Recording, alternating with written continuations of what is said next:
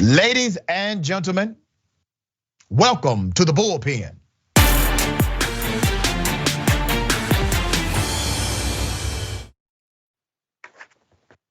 He's back in the Bullpen today. We have Mr. Albert Eisenberg, commentator, Young Voices, also a Philadelphia-based messaging strategist and co-founder of the nonprofit media outlet Broad Plus Liberty. All right, good stuff. Very smart fella. Albert, good day. Thank you for being on Indisputable. How are you?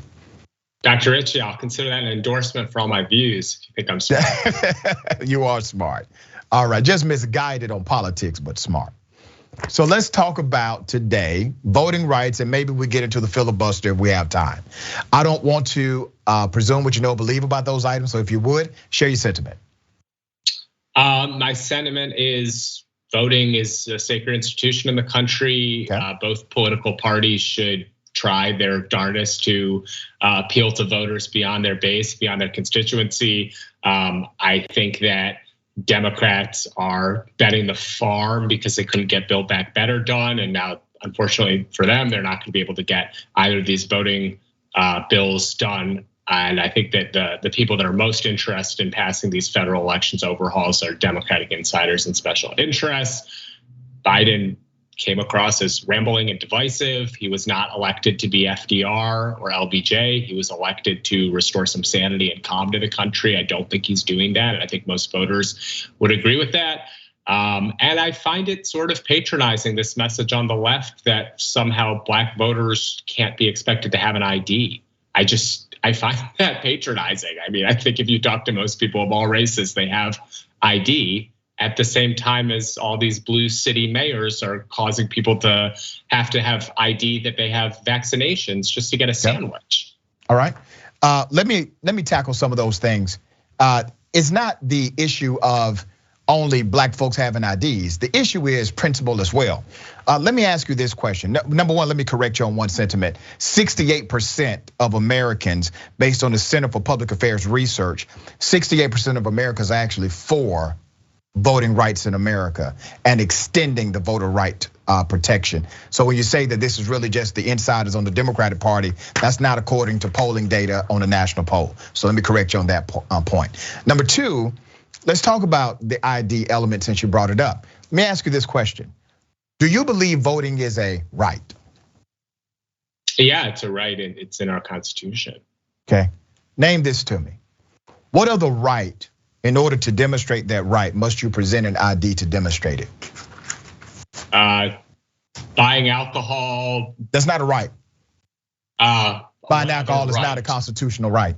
Well, I just think it's completely ridiculous to say that people shouldn't have to show who they are. Once again, I'm back to a principled argument with you. And I know you understand the difference between a principled argument and an argument that you're making.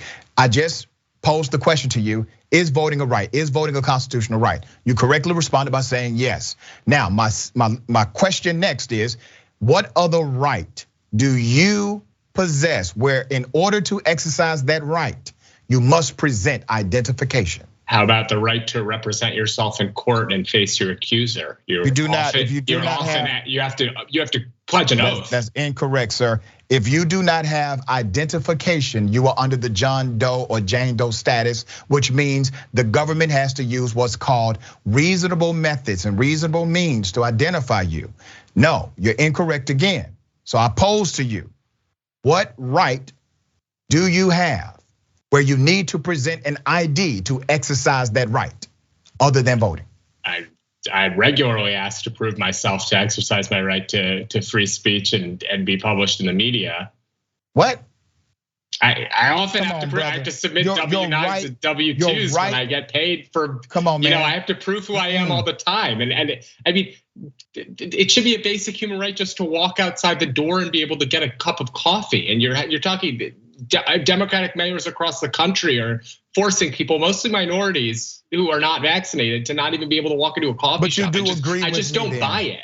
And you don't have to buy it, but you do understand my argument and the point I just made to you, that if voting is a right, it is the only right where you need to present ID to exercise that particular right. Remember, you can purchase firearms in America without the prerequisite of presenting an ID. Now in most states, that are Republican, they are either presenting legislation this year or they have already passed legislation last year to where you do not need a permit to carry a weapon because it is considered to be a right to bear arms. It's called constitutional carry. Do you agree with constitutional carry? I believe that the right to bear arms is the Second Amendment, and it's sacred and it protects people. And I also believe that people who are bearing arms are regularly asked to produce their identification. Remember, sir, I've just brought to your doorstep the reality of legislation in Texas and other places where they have passed laws. Georgia also is presenting legislation this cycle to institute what's called constitutional carry, which means you do not need an ID, you do not need a permit, and it's illegal for a law enforcement agent to request that you show proof, some type of permit that you are lawfully carrying a weapon. It's called constitutional carry. And the premise of the doctrine is that carrying a firearm is constitutional and should not require an additional prerequisite. Do you agree with constitutional carry? I'm not a constitutional carry expert, but I generally support people's rights to defend themselves and bear arms. All right, so let me ask you this. Since you agree with the sentiment, I would assume, and the doctrine is connected to the expression of the US Constitution, and they call it constitutional carry, which means you do not need to engage in some permitting or prerequisite or licensing or training in order to bear these very dangerous weapons. If it's a right, why is it people don't believe in constitutional voting? Well, I think a lot of people do believe in constitutional voting. They just don't consider it a fundamental injustice that people should have to prove who they are very quickly with the state issued ID. Well, that's fine. What makes your people present ID to get a gun then? Be on that side of the argument. But have intellectual integrity about it all the way through. I think people should have to present an ID to buy a gun. And in my home state of Pennsylvania, that's not been discussed at all by the Republican legislature. Okay. Do you find it interesting that when we have these discussions about voting rights in America, you literally do have one side who's presenting an argument that says we actually need to restrict the access to voting? My understanding and my position is that we need to have a voting system that is safe, free from electoral interference from outside political groups, outside governments, and that we should have secure voting. I think it's good to make sure that everyone who's voting is who they say they are. For example, a supermajority of voters agree across racial and political lines. So that's my stance. I also think that if Democrats think high turnout is going to help them in 2022 or beyond, I mean, there was astronomical turnout in Virginia and New Jersey, and Republicans nearly swept the latter state and won with millions more votes than the prior gubernatorial election, 2017 in Virginia. So I don't think Republicans are scared of people voting. I think that the two sides are completely talking past each other. All right, so let's try to talk to each other. All right, so let me just say this for the record. 25 years ago, the vast majority of citizens in America did not have to present an ID to vote. I just want to remind people of that. That used to be the reality in this country 25 years ago, because we treated voting as a right, and that right was fundamental, and you did not need to present an ID to exercise that right. But then we allowed them to change laws. So let's talk about voter restriction, all right? Because when we start engaging in these conversations, please understand that the conservative side, brother, the side that you're connected to, not wholly, but at least a good bit, the conservative side says, you know what? Let's now restrict the number of drop-off boxes in a particular urban county. Let's do that. Let's make sure that they no longer can have what's called any excuse absentee voting. I'm gonna give you Georgia as an example. Some years back, Georgia passed these laws, Republicans, by the way. Republicans passed laws saying, okay, you no longer need some kind of qualified excuse to absentee vote. They did this primarily because they wanted elderly white people to be able to participate who could not say, hey, I was in the hospital, or hey, I'm disabled, or hey, I'm in the military, okay? They wanted them to be able to participate and they passed it, and it was bipartisan, but they're the ones that wrote the bill. Well, as soon as an election cycle comes where they actually lose the state of Georgia for the first time in many years, all of a sudden a law that they created, that they wrote, they sponsored, is now voter fraud. Does that make sense to you? Well, states change their voting laws all the time, and that's why it's easier to vote in Georgia now. It's fraudulent. You don't say that. I mean, be intellectually honest about the conversation. Be straight up with people. The process evolves and people will respond to, I mean, there weren't Iranian or Russian hackers trying to get into our voting system in the 1980s. And the fact is, I mean, anybody who lived through Jim Crow, it's easier to vote than it was a decade ago in Georgia. And even with the new voter law, it's easier to vote. And people, the Democratic Party's power grab was that they said COVID is the new normal, and we want to be able to have these, boxes where people can drop off ballots. They wanted to be able to count ballots after the election day in my home state, which one of the state superior courts just struck that down. But there's all sorts of shenanigans that go around it. It's not some unique thing that Republicans in Georgia legislature are trying to get some sort of advantage. I mean, Democrats do that all the time. That's an equal opportunity thing. Just look at how they're carving up the lines in various states. We talked about that last time I was on. Right. But yeah, we did talk about that last time. It is easier to vote now in America than it was 10 years ago. And it's just, we're not living through Jim Crow. And when Democrats use that sort of rhetoric, you have to question why they're trying to instill such fear and confusion in people. Okay, let me respond to that. It's easier to vote today than it was, let's say in the early 1800s. Is that your comparison model? It's easier to vote today than, let's say, in 1964 or 1963. Is that your comparison model?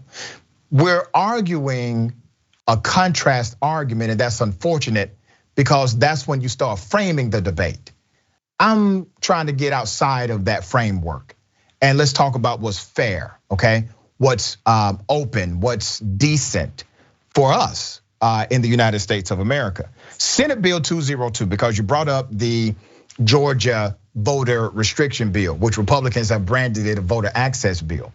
In that Senate bill, let me show you how it connects to Jim Crowism, okay? Jim Crow, do you know what Jim Crow is? What was it and how it expressed itself during the 60s? Do you know? I would say Jim Crow is the, post Civil War de facto and legal segregation of Black and white people in the South through the 1960s. Let me show you how Jim Crow showed up in the voting booth, okay? So Black people were legally given the right to vote, technically, right? So they would go vote, they would walk up, they would say, hey, I want to cast my vote, or I want to register to vote. And then the election supervisor or whoever's at their desk would say, okay, Negro, tell us how many jelly beans in this jelly bean jar. Or they would have a ridiculous math equation or something else as a prerequisite to them voting, right? The reason why they did it that way is so that the federal government could not come back and say, that's racist. That's the reason they did it that way, brother. I need you to understand the connection. So when we talk about Jim Crow laws, we're not saying that legislation is saying Black people cannot do this, Black people cannot do that. Even the more crafty local jurisdictions of the 60s and 70s would not do that. They would have these other prerequisites so they can say on record, no, we do this with everyone, and it's not because they're Black, they just didn't know how many jelly beans were in a jelly bean jar, and they are not a good candidate to participate in the election. So let me bring you to Georgia. Georgia passed a slew of new regulations. One creates a new criminal law under Senate Bill 202. If you give someone food or water who's standing in line at a precinct, not trying to promote a candidate, that's already illegal, that's already against the law, that's electioneering, that's already illegal. But if you simply give someone food or water who's standing in a long line, that is now a misdemeanor and punishable by 1 year in prison. Multiple solicitors, those are your misdemeanor prosecutors, have refused to prosecute those crimes throughout the state. Now, here's the Jim Crow part, brother. 94% of historical long lines in Georgia are where? Black precincts, where the majority of the population are African American. And the reason why they created that law is because during the last election cycle, they ran commercials, churches, nonprofits, not partisan groups, ran commercials and said, if you come out and vote, if you weather these long lines, we will make sure that you have some comforts. You will have a chair to sit in if you're elderly. You'll have some water, and we'll make sure you have food. You're gonna stay hydrated, and we're gonna have snacks available for you. And we're gonna make sure that we make this process easy as can be, but we need you to vote. We need you to stand in those lines. So the state of Georgia decided to pass a law to make that illegal. That's Jim Crowism. Do you not agree?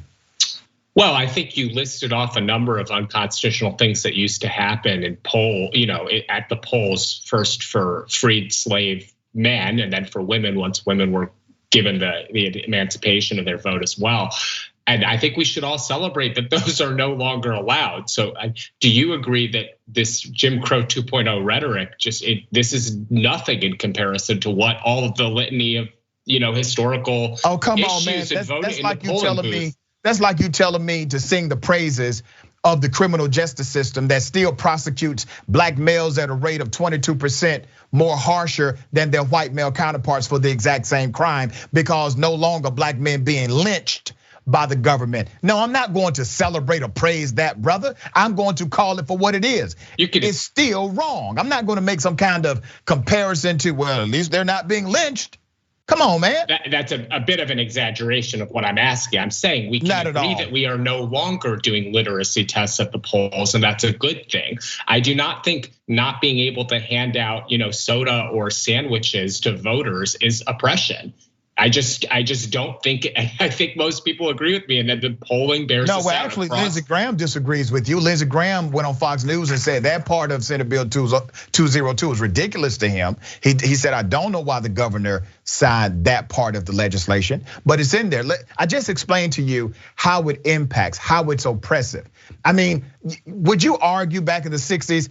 Hey, black people, all you gotta do is learn how many jelly beans in the jelly bean jar, or all you gotta do is just learn how to read the quotation they give you, or you need to learn how to do the math equation, and you can vote. What's the problem? What, you have been that guy in the 1960s? Because you're that guy today, brother. That's the guy you are today. I think that's a patronizing comparison, and I think people understand. You like comparisons, brother. You're making a lot of them.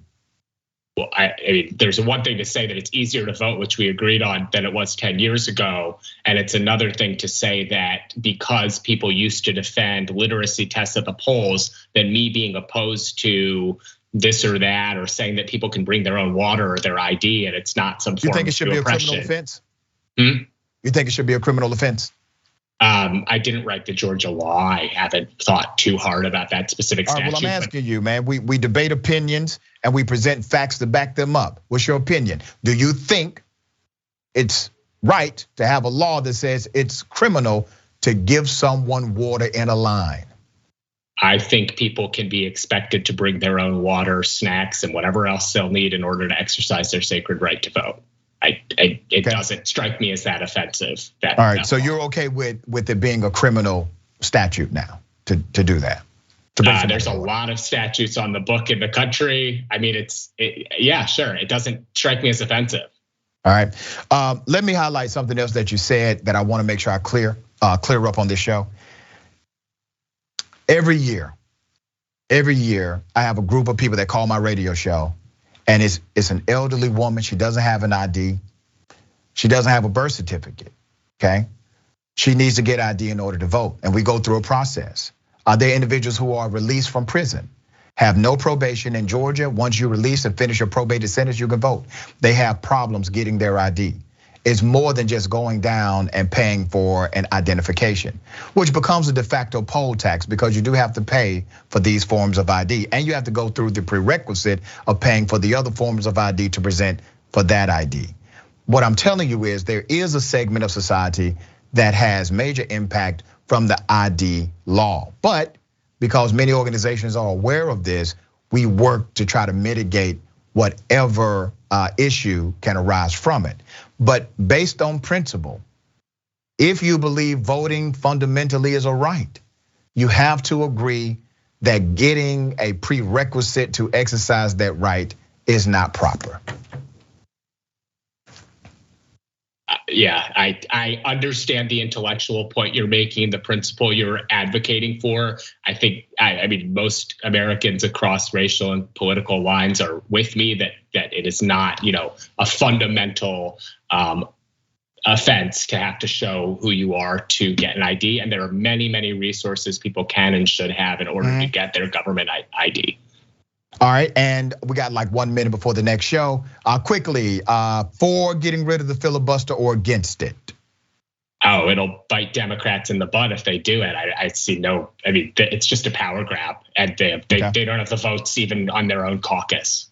Yeah, I agree. They still need 51 to override it. It does need to go. It is rooted, the use of it is rooted in racism. And the vast majority of Americans actually agree that it needs to be amended or flat out dismissed. All right, thank you, man. I appreciate you being on the show. Thanks, Dr. Ritchie.